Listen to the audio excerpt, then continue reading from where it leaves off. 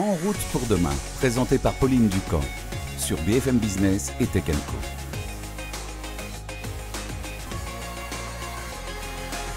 Après la version moderne de la berlinette, après la version sportive de la R5, Alpine enrichit sa gamme avec un troisième modèle, une sorte de SUV coupé 100% électrique. On vous dit tout sur l'A390. Bienvenue dans En route pour demain.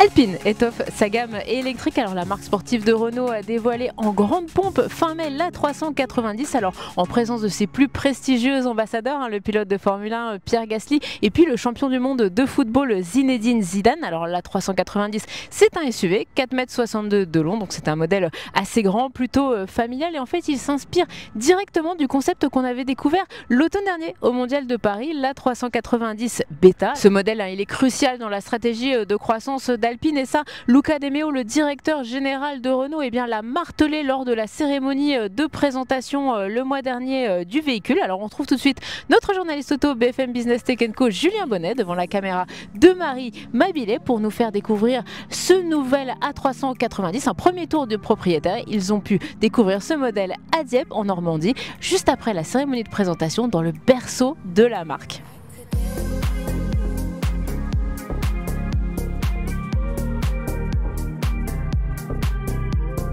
La vraie star du jour, c'était elle, cette nouvelle Alpine A390, que la marque d'ailleurs ne présente pas comme un SUV mais plutôt comme un fastback, ce qu'on pourrait finalement traduire en français comme un SUV coupé. Et toute la philosophie, ça va être en fait de reprendre l'ADN de l'A110, le petit coupé sportif de la marque qui a marqué d'ailleurs sa renaissance en 2017. Donc ça a été dit plusieurs fois lors de cette présentation, mais l'idée c'est vraiment d'avoir une A110 version 5 places. Mais c'est vrai que donc on est face à la plus grosse Alpine de l'histoire, mais qu'elle ne fait pas non plus si imposant. Dans le détail, elle fait 4,61 m de long et elle a vraiment ce côté d'être une grosse A110. On avait peur qu'elle ressemble peut-être un peu trop à une cousine dans le groupe Renault, le Renault Rafale, mais elle arrive quand même bien à s'en distinguer, notamment avec cette face avant très originale. On a un véhicule qui est aussi assez large, 1,88 m, assez bas, 1,53 m, et ça va contribuer à lui donner cette silhouette assez sportive. Au niveau de la face avant, je trouve que le travail est plutôt bien réussi parce qu'on retrouve finalement pas mal d'éléments qu'on avait découvert sur le concept A390 Beta présenté au Mondial de l'Auto, et notamment sur la signature lumineuse. Elle est vraiment très moderne avec finalement un long bandeau lumineux qui court tout le long de cette face avant, une double partie ici et puis surtout ce petit dégradé, ces feux de position qu'on n'imaginait pas peut-être retrouver du concept à la voiture de série. Un soin tout particulier a également été apporté à l'aérodynamisme, ce qu'on va retrouver en partie basse avec cette grille, même chose au dessin assez travaillé, et aussi au niveau du capot, avec une ouverture en fait avec l'air qui va pouvoir rentrer par ici pour s'en échapper sur le reste du capot. Et on retrouve également des petites ouïes latérales pour faire passer l'air au niveau de la partie basse de cette face avant. On a également un logo Alpine écrit ici en toutes lettres qui se fait assez discret, surtout en écriture noire comme ça sur cette couleur gris mat. Et sur une partie un petit peu plus technologique, on a ici l'emplacement a priori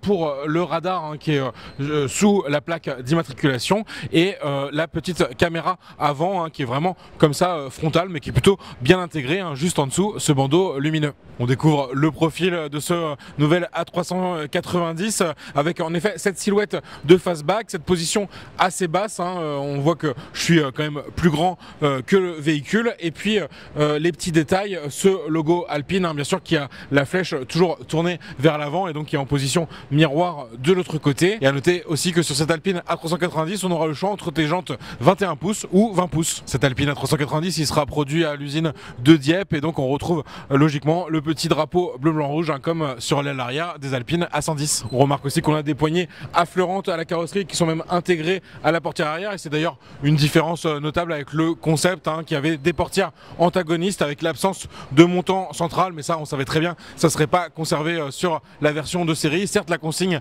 de Luca De Meo c'était de créer une voiture concept car sur la route, mais il y a quand même des limites à cet exercice. On découvre maintenant l'arrière de cette Alpine A390 avec finalement plusieurs éléments notables. On va d'ailleurs retrouver cet esprit d'optimisation optimisation de l'aérodynamisme avec ce petit béquet juste au-dessus de l'ouverture du coffre et puis ce grand diffuseur en partie basse bien sûr du véhicule. En partie latérale on retrouve cet élément qui est même chose repris du concept. Alors sur le concept c'était mécanique et ça permettait comme ça d'ajuster l'aérodynamisme, même chose on savait avec une grande probabilité que ça se retrouvait pas sur la version de série, mais c'est quand même sympathique de retrouver cet élément qui donne un peu de personnalité à cet arrière et qui est recouvert d'une petite partie réfléchissante. Sur la signature lumineuse on va retrouver juste en dessous le petit effet perlé comme on avait sur les feux de position à l'avant et puis juste au-dessus les feux arrière, donc même chose, un bandeau qui va être juste entrecoupé par le logo Alpine en toutes lettres mais cette fois-ci rétro éclairé en rouge. Juste en dessous on retrouve le nom du modèle avec sa finition, en l'occurrence ici la finition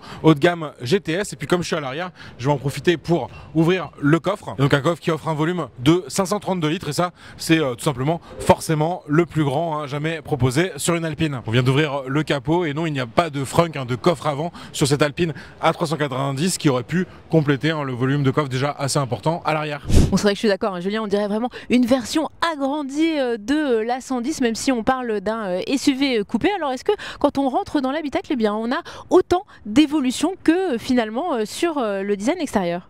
Après la citadine électrique A290 qui reprenait la base de la R5, on le rappelle, cet A390 lui il ne reprend pas à proprement dit un modèle Renault en particulier, il repose sur la plateforme Ampère Medium sur lequel on a déjà des véhicules de Renault qui sont assemblés, mais il est vraiment original. La seule partie finalement où on constate une ressemblance assez forte avec les modèles de Renault, ça va être comme la 290, ça va être à l'intérieur avec le combiné d'écran qui là rappelle les derniers modèles de Renault, de l'Austral au Scénic en passant par le Symbiose. Bref, une dalle en L avec la partie écran des compteurs, la partie écran tactile au centre qui a une bonne surface d'écran et surtout qui est super réactive avec Google Automotive sur lequel repose ce système et qui fait ses preuves depuis pas mal d'années maintenant chez Renault. On a une ambiance vraiment soignée dans cet intérieur. On a par exemple du cuir bleu au niveau du volant que je trouve assez réussi. On va retrouver finalement ce cuir bleu avec des nuances de gris assez claires un peu partout dans l'habitacle, aussi au niveau des sièges que je trouve aussi particulièrement réussi. Et au niveau du volant justement on va retrouver globalement l'architecture qu'on avait retrouvée sur la 290 avec ces petites touches, donc la petite touche rouge qui permet en fait de réaliser un équivalent d'accélération pied au plancher mais juste avec le pouce en ayant un appui simultané avec la pédale d'accélérateur. Bon, c'est un petit peu particulier comme on avait pu le tester sur la 290 mais on le retrouve dans ce SUV qui se veut très sportif. Et en partie basse ce petit bouton un peu façon Manettino Ferrari, en tout cas un interrupteur qui va me permettre en fait de faire varier le niveau de freinage régénératif. Donc même chose, ça se retrouvait sur la 290, c'est pas forcément aussi pratique que des palettes qui se trouveraient derrière le volant, mais ça reste une référence plutôt sympathique au sport automobile. Sur ce côté sportif on va aussi retrouver le bouton des changements de mode directement au niveau des volants et l'occasion de découvrir un nouveau mode dans ces véhicules Alpine avec le mode track, donc destiné au circuit. On notera également notre finition GTS de nombreuses touches de carbone un peu partout dans l'habitacle, à l'avant comme à l'arrière. Me voici à l'arrière de cette Alpine A390 et c'est vrai que c'est pas possible tout simplement sur l'Alpine A110 qui est un simple coupé 2 places, et à l'arrière de l'A290 qui reprend la base de la R5 on va être quand même assez à l'étroit. Là j'ai quand même pas mal d'espace, on a quand même quelques petites touches design, mais c'est vrai qu'on va retrouver quand même pas mal de plastique dur et ça c'est vrai que ça peut être quand même un problème sur un véhicule qui veut cibler une clientèle assez haut de gamme. Et oui, je ne suis plus dans le même véhicule dans lequel on avait commencé cette présentation intérieure, et ça c'est un peu la magie de ces présentations. On nous a demandé en fait de rejoindre cet autre véhicule, mais ça me permet de vous parler justement des 6 couleurs qui vont être proposées au lancement. Donc on était à l'origine dans un Alpine A390 avec le joli gris tonnerre mat. Là je ressors tout juste d'un autre modèle en bleu Abyss, et on avait pu découvrir la 3e couleur présentée aujourd'hui, le bleu Alpine Vision. Et ces 3 couleurs elles sont complétées par un blanc topaz, un gris argent mercure un petit peu plus clair que celui qu'on avait pu découvrir, et enfin un noir profond. Dernier petit détail, si la filiation elle n'est pas forcément évidente entre le coupé A110 et cette Alpine A390, on retrouve quand même des petites références, et notamment en bas du pare-brise ce petit dessin qui reprend la face avant assez iconique du coupé mythique d'Alpine.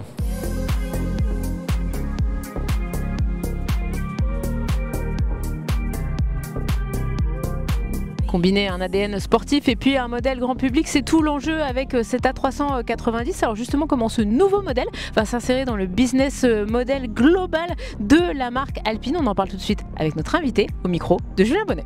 Sauvane Yang, bonjour, vous êtes directrice du produit Alpine. Tout à fait. Une nouvelle étape importante pour la marque, vendre un fastback comme un A390. Forcément, on s'attend à faire plus de volume que sur un petit coupé sportif comme la 110. C'est vrai que l'objectif, c'était d'aller conquérir de nouveaux clients, d'aller sur de nouveaux segments pour la marque Alpine, ce qui nous permet de développer la marque, d'avoir plus de visibilité et puis de développer notre réseau aussi. Oui, puis Luca De Meo l'a rappelé pendant la présentation, Alpine c'est une marque importante pour le groupe Renault, c'est pas quelque chose qu'on laisse dans un coin juste pour faire quelques véhicules comme ça, ouais, c'est vrai, pour un marché de niche. En fait, la marque Alpine, donc nous, notre voiture iconique, c'est bien sûr la 110 avec du coupé 2 places sportif, mais qui est un tout petit segment et donc l'objectif c'était de développer une marque à part entière, haut de gamme, spécialiste. C'est pour ça qu'on s'attaque à de nouveaux segments et que l'on cherche à trouver des concepts qui répondent à d'autres besoins que la 110. Et puis l'idée, on le sent aussi, c'est peut-être d'avoir des ponts entre le sport automobile, la Formule 1, l'endurance, et qu'on le retrouve dans une marque comme Alpine, c'est ça aussi. C'est vrai que quand Luca a redonné de l'impulsion dans la marque Alpine au sein du groupe Renault, il a rassemblé sous une même entité Alpine les activités de sport automobile et les voitures, ce qui nous permet d'avoir vraiment un tout cohérent. Parce que l'âme d'Alpine, c'est une âme sportive, donc on est né du sport automobile, donc ça fait totalement partie de l'âme Alpine. Et sur cette A390, donc vous parlez de fastback, on ne va pas prononcer le mot de SUV, mais finalement, qu'est-ce qu'on peut dire comme positionnement pour ce véhicule? Quel type de client vous visez? Oui, c'est un sport fastback parce que c'est déjà une sport pour sportive, hein, c'est une voiture sportive. Elle a tous les attributs de la performance qu'on attend d'une Alpine. Mais c'est aussi une voiture qui permet d'avoir à bord 5 personnes, d'avoir des bagages. Donc on est sur une voiture qu'on a appelée Sport Fastback pour aussi rappeler que la ligne de notre voiture qui est coupée, qui chute, c'est la même ligne qu'une A110. Et les prix ne sont pas encore officiels, mais c'est vrai qu'on évoque que ce serait entre 65 000 et 75 000 euros. Oui. C'est aussi un défi pour vous, cette montée en gamme chez Alpine? Alors je ne sais pas si on veut parler de montée en gamme, puisque c'est finalement la même zone de prix que le début de la gamme de l'A110. C'est pour nous des prix qui seront annoncés au moment de l'ouverture des commandes, donc on ne peut pas encore confirmer le prix exact, mais effectivement une version GT, donc à 4 roues motrices avec l'Alpine Active Torque Victory, mais déjà très bien équipée, commencera à partir de 65 000 euros. Et puis la version GTS 470 chevaux, selon les pays, ira jusqu'à 76 000 euros. Et l'ouverture des commandes, vous pouvez le rappeler, c'est... Ça sera vers la fin de l'année. Vers la fin de l'année, d'accord. On a très hâte. Puis il y a moi, pendant la présentation, un slogan qui m'a amusé, parce que ça a été dit « Soul matters more than software ». Donc on pourrait traduire faire une voiture avec une âme, c'est plus important que le software, donc le logiciel, la tech, hein, vu qu'on est ici sur la chaîne Tech & Co. Qu'est-ce que ça traduit finalement de ce que veut incarner Alpine, peut-être comme marque? C'est une très bonne question. Nous, alors bien sûr, notre voiture, elle est bourrée de technologie. Elle a la technologie pour faire l'agilité qui est fidèle à une Alpine. Elle a tout ce qu'il faut en système embarqué pour pouvoir avoir ses trajets électriques au quotidien ou longue distance optimisés. Mais néanmoins, ce qui importe, c'est quoi? C'est l'émotion que la voiture procure. Et donc, on a vraiment mis tout l'amour qu'on a pour la voiture, tout l'amour qu'on a pour la conduite. Nos pilotes et nos ingénieurs metteurs au point ont vraiment travaillé pour que ce soit une vraie sportivité et une vraie... voilà, tout ce qui fait une Alpine. Et donc, c'est pour ça qu'on parle d'avoir de notre âme. Bon, on a hâte de découvrir ça lors des essais. Et puis, dernière question, on entrevoit un peu un dream garage d'Alpine. Et puis, il y a cette idée de sortir, c'est ça, 7 véhicules électriques en 7 ans, c'est assez ambitieux. Finalement, c'est quoi l'avenir proche pour Alpine? Oui, c'est ambitieux. L'avenir proche, c'est la prochaine A110, puisqu'on va arriver à la fin de vie de notre iconique A110. C'est la 2e génération. Et la 3e génération démarrera, on vous en dévoilera un peu plus bientôt, sur notre nouvelle plateforme APP, qui est une Alpine Performance Platform, qui est une plateforme dédiée aux véhicules sportifs, légers, dans notre gamme. Et donc l'idée à terme, c'est d'avoir une gamme, c'est ça, de 7 véhicules électriques chez Alpine à horizon 2030 à à peu l'horizon, près. oui, on a l'ambition de déployer une gamme à 7 véhicules. Donc on a déjà lancé la 290, la 390 et la suite arrivera bientôt. Très bien.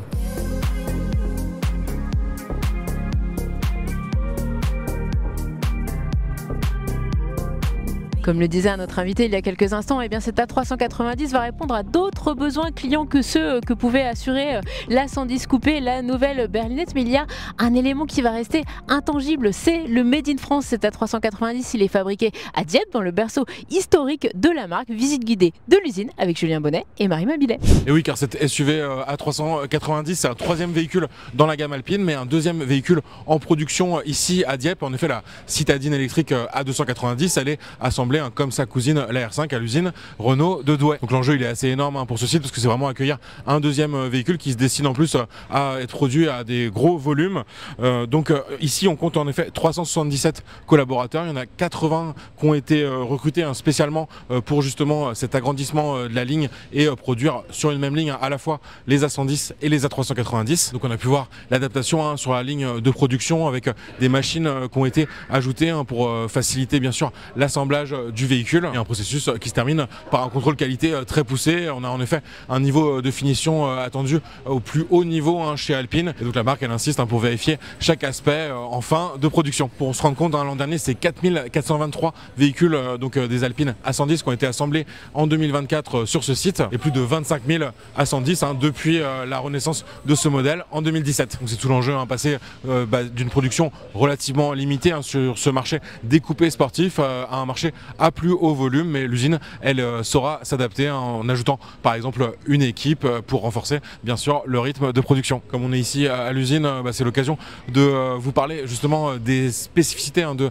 cette A390. Donc on a un véhicule 100% électrique avec une batterie 89 kWh utile et ça peut permettre d'avoir entre 520 et 555 km d'autonomie. On est sur un véhicule assez sportif, l'idée c'est vraiment d'avoir les mêmes performances qu'une A110. C'est ce que nous a montré en vidéo avec un testeur qui a réalisé un test sur circuit à la fois sur une A110 et sur A390 et les temps de passage ils sont très proches. Et pourtant on est sur un véhicule 100% électrique donc assez lourd, on compte plus de 2 tonnes une, ce qui est assez logique pour un véhicule de ce gabarit avec environ 450 kg de batterie. Alors pour arriver à cette performance, on a une configuration 3 moteurs, un moteur à l'avant et 2 moteurs à l'arrière et sur la version GTS la plus puissante on atteint 470 chevaux de puissance et 808 Nm de couple. Et sur la 390 GT on est à 400 chevaux de puissance pour 650 Nm de couple. Le 0 à 100 sur la version la plus puissante il est annoncé à 3,9 secondes, donc ça c'est assez impressionnant et avec une vitesse max de 220 km/h, ce qui reste assez élevé pour une voiture 100% électrique. Et même si on est sur un SUV de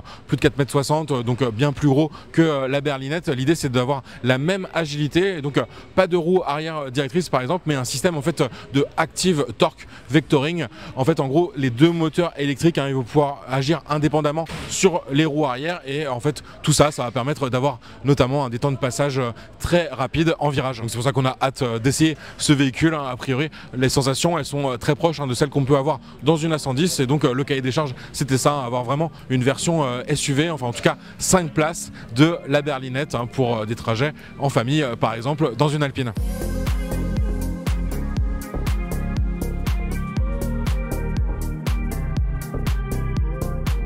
La date de commercialisation précise de la 390 n'est pas encore connue, mais avec la montée en cadence dans l'usine, cela ne devrait plus tarder. On parle de l'automne prochain.